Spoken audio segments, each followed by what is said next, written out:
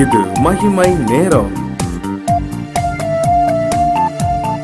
கர்த்தராகிய இயேசு கிறிஸ்துவின் நாமத்தினாலே மகிமை டிவி நேயர்கள் அனைவரையும் வாழ்த்துகிறேன். இந்த வாரத்தின் கடைசி செய்தி நேரத்திற்காக கர்த்தரை துதிக்கிறேன். இந்த வாரம் முழுவதும் கர்த்தர் உங்களோடு கூட பேசியிருப்பார். உங்களுக்கு மிகவும் பயனுள்ளதாக இந்த செய்தி நேரத்தை தந்திருப்பார் என்று சொல்லி நான் விசுவாசிக்கிறேன். இந்த நாளிலும் நாம் தொடர்ந்து அந்த 2 கொரிந்தியர் 10வது அதிகாரம் 4வது 5ஆம் வசனத்தை தியானிக்கலாம். அதுல சொல்லப்பட்டிருக்கிற பிசாசின் அரண்களை நிர்மூலமாக்கத்தக்கதாக தேவ வல்லமை ஆகிய போர் ஆயுதங்கள் நமக்கு கொடுக்கப்பட்டிருக்கிறது என்று சொல்லி அந்த பிசாசின் அரண்கள் என்னென்ன என்பதை நாம் பார்த்தோம். அவனுடைய அரண்கள் என்று சொல்லப்படுவது அவனுடைய சிந்தனை, அவனுடைய காரியங்களுக்கு நாம் அடிமைப்படுதல், சிறைப்பட்டு போதல், அவனுடைய சிந்தனைக்கு நாம் இடம் கொடுத்தல், பிசாசின் கிரியைகளுக்கு நாம் இடம் கொடுத்தல், அல்லது அதற்கு அடிமைப்படுதல் அல்லது அதற்கு சிறைப்படுதல் என்பதை பார்க்கிறோம். அதுதான் அவனுடைய அரண்கள். அதை நிர்மூலமாக்கும்படி தேவன் நமக்கு போர் ஆயுதங்களை கொடுத்திருக்கிறார். அந்த போர் ஆயுதங்கள் என்ன செய்யறது அப்படின்னா, நம்ம மனசுல பிசாசின் சிந்தனைகளை எடுத்து நொறுக்கி போட்டு அதிலே கிறிஸ்துவின் சிந்தையை நிரப்புகிறது. கிறிஸ்துவின் சிந்தைக்கு நம்மை கீழ்ப்படுத்துகிறது அந்த போர் ஆயுதங்கள். அது என்னென்ன போராயுதங்கள் அப்படிங்கறத நம்ம பார்த்தோம். அதுல துதி என்பது ஒரு ஆயுதம், ஆராதனை, ஜெபங்கள், விசுவாசத்தோடு ஜெபிக்கிற ஜெபம், விசுவாசத்தோடு தேவனுடைய வார்த்தையை சொல்லி ஜெபிக்கிற ஜெபங்கள், பிறகு நம்ம அநேக காரியங்களை குறித்து தியானிச்சோம் இந்த ஜெபிக்கிறத பத்தி. அப்புறம் இயேசுவின் நாமத்தினால, இயேசுவின் ரத்தத்தினால், ஆட்டுக்குட்டியானவருடைய ரத்தத்தினாலும் சாட்சியின் வசனத்தினாலும் அவனை ஜெயித்தீர்கள், எல்லா நாமத்திற்கும் மேலான நாமமாகி இயேசுவின் நாமத்தினாலே அவனை ஜெயிக்க முடியும் என்று சொல்லி வார்த்தை, வசனம், இந்த காரியங்களை குறித்து நாம் நிறைய இப்படிப்பட்ட அநேக ஆயுதங்கள் நமக்கு கொடுக்கப்பட்டிருக்கிறது. இதையெல்லாம் நம்ம பயன்படுத்தணும்னு சொல்லி கர்த்தர் நமக்கு அருமையாக கற்றுக் கொடுத்திருக்கிறார். இப்போ இன்னைக்கு ஒரு காரியத்தை நம்ம கற்றுக்கொள்ளலாம்.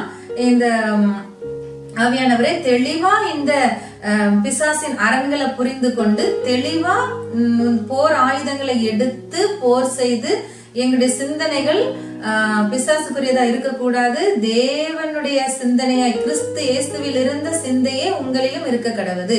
அப்ப கிறிஸ்துவின் சிந்தையே எங்களை நிரப்பும்படியா எங்களுக்கு கற்றுத்தாருன்னு சொல்லி கேட்கும் போது கர்த்தருடைய ஆவியானவர் அழகா ஒரு போர்ஷன் காட்டி தந்திருக்கிறார். பாருங்களேன், கலாத்தியர் 5வது அதிகாரத்துல அந்த 18வது வசனத்துல இருந்து நம்ம பார்க்கலாம். ஆவியினால் நடத்தப்படுவீர்கள் ஆனால் நீங்கள் நியாயப்பிரமாணத்திற்கு கீழ்ப்பட்டவர்கள் அல்ல, ஆவியினால் நாம் நடத்தப்பட வேண்டும் என்பது இந்த இடத்துல சொல்லப்படுகிறது.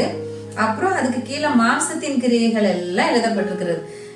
அது நம்ம 3 வசனம் நமக்கு மாம்சத்தின் கிரியைகள் எல்லாம், இதெல்லாம் பிசாசின் கிரியைகள் என்று சொல்லப்பட்டிருக்கிறது. அதுல இருக்கிறத நீங்க வாசித்து பாருங்களேன். கையில வேதாகமத்தை எடுத்து கலாத்தியர் 5வது அதிகாரத்துல கொடுக்கப்பட்டிருக்கிற மாம்சத்தின் கிரியைகளை ஒரு தடவை படிச்சு பார்த்து இது ஏதாவது நம்ம மனசுல இருக்கான்னு பாருங்க. அது பிசாசு போட்டிருக்கிற அரண். இந்த அரண் நமக்குள்ள இருந்துச்சுன்னா நம்ம நிச்சயமா ஆசீர்வாதமா இருக்கவே முடியாது. ஏன்னா ஆண்டவர் ஆசீர்வதிக்கிறதுக்கு பிசாசின் கிரியைகள் எப்பொழுதும் தடையாதான் இருக்கும். அப்போ இந்த கிரியைகள் நிச்சயமா கர்த்தருக்குரியதே கிடையாது. கர்த்தருக்குரியது இல்லாத ஒன்று நம்ம கிட்ட இருக்க கூடாது. நம்ம கிட்ட என்ன இருக்கணும்? கர்த்தருக்குரியவைகள் இருக்கணும். அப்போ இதெல்லாம் பாருங்க. நல்ல வேலை இந்த லிஸ்ட்ல பிள்ளைங்க எல்லாம் யோசிப்பாங்க, நல்ல வேலைப்பா இந்த லிஸ்ட்ல செல்போன் பார்க்காத, கம்ப்யூட்டர்ல உட்காராத, வீடியோ கேம் விளையாடாதெல்லாம் போடல அப்படின்னு நீங்க நினைக்கிறீங்களோ? அப்படிதான் பெரியவங்கள நினைப்பாங்க. நல்ல வேலைப்பா சிகரெட் பிடிக்காத, மதுபானம் எடுக்காத அப்படின்லாம் இல்ல போடலன்னு நினைச்சிட்டு இருந்தீங்கன்னா தப்பு. அதெல்லாம் அடக்கின வார்த்தைகள் இதுல போடப்பட்டிருக்கிறது. நீங்க எது வெறி பிடிச்ச மாதிரி இருக்கீங்களோ, எதுக்கு நேரத்தை நிறைய செலவழிச்சு வெறித்தனமா அதுல இன்வால்வ் ஆகுறீங்களோ அதுக்குதான் அங்க வெறிகள்னு போடப்பட்டிருக்கு, அசுத்தங்கள்னு போடப்பட்டிருக்கிறது. என்ன துணிகரமான வெளிப்பறையா தெரியுற அசுத்தமான பாவங்கள்ல ஈடுபடுறது நமக்கே தெரியும், நம்ம மனசுக்கே தெரியும் நம்ம பண்றது தப்பு, நம்ம குடும்பத்துல எல்லாருக்கும் தெரியும் பண்றது தப்பு. இதெல்லாம் ஒளிப்பிடத்துல மறைச்சு நீங்க செய்வீங்க. எதை ஒளிச்சு மறைச்சு செய்றீங்களோ அது எல்லாம் இந்த மாம்சத்தின் கிரியைகள்லாம் எல்லாம் இந்த லிஸ்ட்ல வந்துரும், அசுத்த வந்துரும், வெறிகள்ல வந்துரும். அப்போ யாரும் எந்த பாவத்தையும் இதுல இல்லைன்னு சொல்லவே முடியாது. யாரும் எந்த பாவத்துக்கும் தப்ப முடியாது. இந்த இடத்துல இல்லைன்னு சொல்லிட்டு தப்ப முடியாது. ஆகவே இந்த இடத்துல எழுதப்பட்டிருக்கிற அத்தனை பாவங்களும் பிசாசனுடைய அரண்கள் தான். இந்த அரண்கள் இருக்கிற இந்த அரண்களை நமக்கு மனசுக்குள்ள கட்டி வச்சுக்கிட்டு யாரும் தேவனுடைய ராஜ்யத்துக்குள்ள பிரவேசிக்கவே முடியாது. பிசாசின் அரண்களை நம்ம ஜெயிக்கணும். அப்போ நமக்கு கர்த்தர் ஆயுதங்களை கொடுக்கிறார். அப்போ என்னென்ன ஆயுதங்கள்? இயேசுவின் நாமம், இயேசுவின் ரத்தம், இயேசுவின் வார்த்தை, ஜெபம், விசுவாசத்தோடு ஜெபிக்கிற ஜெபம், துதித்து ஆராதிப்பது, இப்படி எல்லாம் நம்ம பார்த்தோமா? இத நம்ம மேல இருக்கிற இத்தனை வசனத்துல இருக்கிற இந்த அரண்களை பார்த்துட்டு அப்படியே கீழே இருக்கிற கனிகளை பாருங்க. இந்த ஆயுதங்கள் எல்லாத்தையும் இந்த கனிகள்ல கொண்டு வந்துடலாம். மேல இருக்கிற எல்லா பிசாசின் கிரியைகளையும் அவனுடைய அரணுக்குள்ள கொண்டு வந்துடலாம். அந்த அரண் நமக்குள்ள போடப்படக்கூடாது. அப்போ கீழே இருக்கிற கனிகள் எல்லாத்தையும் ஆவின் கனியோ அப்படின்னு சிங்குலர் தான் சொல்றாங்க. அந்த ஒரு கனிக்குள்ள இத்தனை ஒரு ஆரஞ்சு பழத்தின் சொலை போல எல்லாமே உள்ள அடங்கி இருக்குன்னு சொல்றாங்க. ஆவின் கனியோ அன்புங்கிற இந்த ஒரு வார்த்தைக்குள்ள, இந்த ஒரு ஆயுதத்துக்குள்ள எல்லா ஆயுதங்களும் உள்ள வந்துருது. இயேசுவின் நாமம், இயேசுவின் ரத்தம், இயேசுவின் வல்லமை, இயேசுவின் வார்த்தை எல்லாம், ஜெபம், துதி, ஆராதனை எல்லாமே அன்புங்கிற ஒரு வார்த்தைக்குள்ள வந்துருது. தேவன் மேல வைக்கிற அன்புனால அவர் தான் சொல்லிட்டார்ல, சகல எல்லா 10 கட்டளையும் 2 கற்பனைகளை அடக்கிட்டார். என்ன சொன்னாரு? தேவனாகிய கர்த்தரிடத்துல முழு இருதயத்தோட, முழு ஆத்மாவோட, முழு பலத்தோட நீ அன்பு கூறணும். தேவனிடத்துல அன்பு கூறணும், அப்புறம் உன்னிடத்துல நீ அன்பு கூறணும், அது போல நீ பிறனிடத்துல அன்பு கூறணும். இந்த அன்புங்கிற வார்த்தைக்குள்ள எல்லாத்தையும் உள்ள அடக்கி ஆண்டவர் எல்லா பிரமாணங்களையும் உள்ள கொண்டு வந்துட்டார். அப்போ இந்த அன்புங்கிற ஒரு ஆயுதத்தை எடுத்தா போதும். இயேசு மேல வைக்கிற அன்புனால நம்ம ஆராதிக்க முடியும். இயேசு மேல வைக்கிற அன்புனால நம்ம அவருக்கு அர்ப்பணிக்க முடியும். இயேசு மேல வைக்கிற அன்புனாலதான் இதற்கு கீழே அதற்கு பின்பதாக வருகிற அத்தனை கனிகளையும் நம்ம அந்த அன்பாகிய கனிக்குள்ள நம்ம பார்க்க முடியும்.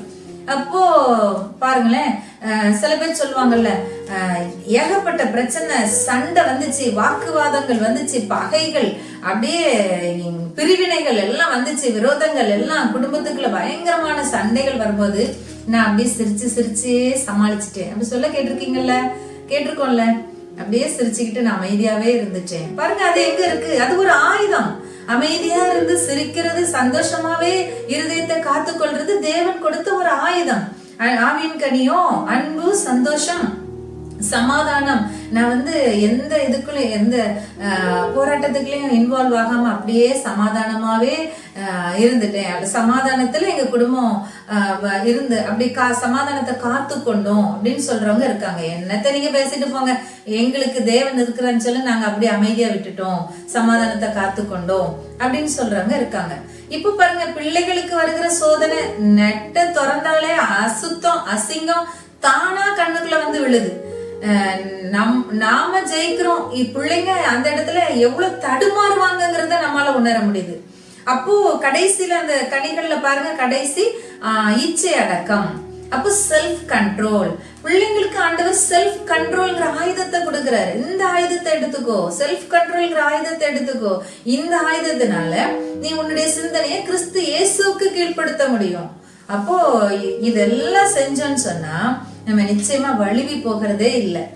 என்னதான் பிசாசின் கிரியைகள் அது அரண் போல நமக்கு முன்னாடி நின்னாலும் அதை தகர்த்து நொறுக்கிறதுக்கு ஆவின் கனிகளாகிய ஆயுதங்கள் நமக்கு கொடுக்கப்பட்டிருக்கிறது.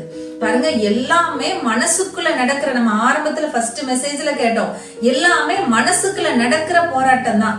எதுவுமே அதுக்கப்புறம் தான் அது வெளியே கிரியையா வெளிப்படும். முதல்ல ஆரம்பிக்கிறது உள்ளத்துக்குள்ள, ஆத்மாவில் ஆரம்பிக்கும். அப்போ நம்முடைய ஆத்மா ஆவியானவரோடு நம்முடைய ஆவியும் தேவனுடைய ஆவியும் அப்படியே நல்லா இணைக்கப்பட்டிருந்தனா, ஆவியானவரோடு நம்ம எப்பொழுதும் ஆவியிலே நடக்கிறவர்களா இணைக்கப்பட்டவர்களா இருந்தா நம்ம ஆத்மா அவருடைய கனிகளை பெற்றுக்கொண்டு, ஆவியின் கனியோன்னு சொல்லப்படுறது பாத்தீங்களா, இது அவ்வளவு ஆயுதம். அப்ப நம்முடைய ஆத்மா நம்முடைய ஆவியின் மூலமா தேவனுடைய ஆவியானவரோடு இணைக்கப்பட்டிருந்தா நம்ம ஆத்மா ஸ்ட்ராங்கா இருக்கும். நிறைய இந்த வெப்பன்ஸ் எல்லாம் நமக்குள்ள அப்படி எப்பொழுதும் தயாரா இருக்கும். அவருடைய வல்லமை இந்த ஆயுதங்கள் மூலமா வெளிப்பட்டு கொண்டே இருக்கும். சாத்தான் ஒரு அரணை போடணும்னு நினைச்சா கூட நடக்க முடியாது. அப்படி ஏற்பட்ட வாக்கியத்தை தேவன் நமக்கு உருவாக்கி தந்திருக்கிறார். பாருங்களேன், இந்த அதிகாரத்துல இருந்து தேவன் எவ்வளவு அருமையா உங்களுக்கு ஈஸியா மைண்ட்ல நிக்கும்படியா காரியங்களை கற்று தந்திருக்கிறார். இன்றைக்கே பிசாசின் அரண்களை நாம் நொறுக்கி தேவனுடைய பரிபூரண ஆசீர்வாதத்தையும் சந்தோஷத்தையும் சமாதானத்தையும் நிறைவாய் பெற்றுக்கொள்ளும்படி இந்த ஆயுதங்களை நாம் கையில எடுத்துக்கொள்ளும். ஆவின் கனிகளாகிய ஆயுதம், துதி, துதி ஸ்தோத்திர பலிகளாகிய ஆயுதம், விசுவாச ஜெபமாகிய ஆயுதம், இயேசுவின் நாமம், இயேசுவின் ரத்தம், வார்த்தை என்னும் ஆயுதங்களை எல்லாம் எடுத்து நாம் ஜெயிக்கிறவர்களாய் காணப்படுவோம். கர்த்தர் நம்மை ஆசீர்வதிப்பாராக. நாம் ஜெபிக்கலாம்.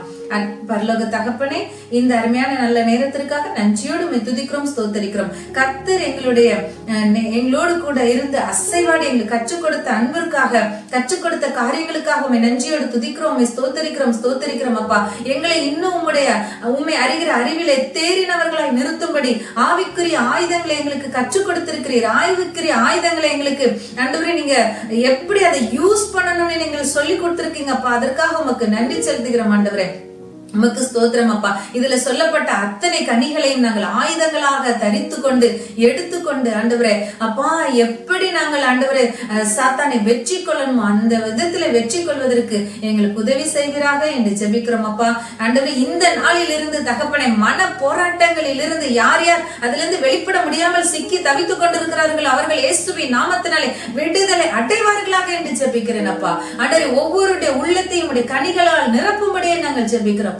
உமக்கு நன்றி செலுத்துகிறோம். ஸ்தோத்திரம். வெற்றியுள்ள கிறிஸ்தவ வாழ்க்கை வாழ்வதற்கு கர்த்தருடைய ஆவியானவர் எங்களை பலப்படுத்தி வழி நடத்துகிறதற்காய் நன்றி. துதி கன மகிமை உமக்கு எடுக்கிறோம். இயேசுவின் நாமத்தில் ஜெபிக்கிறோம் நல்ல பிதாவே. ஆமென்.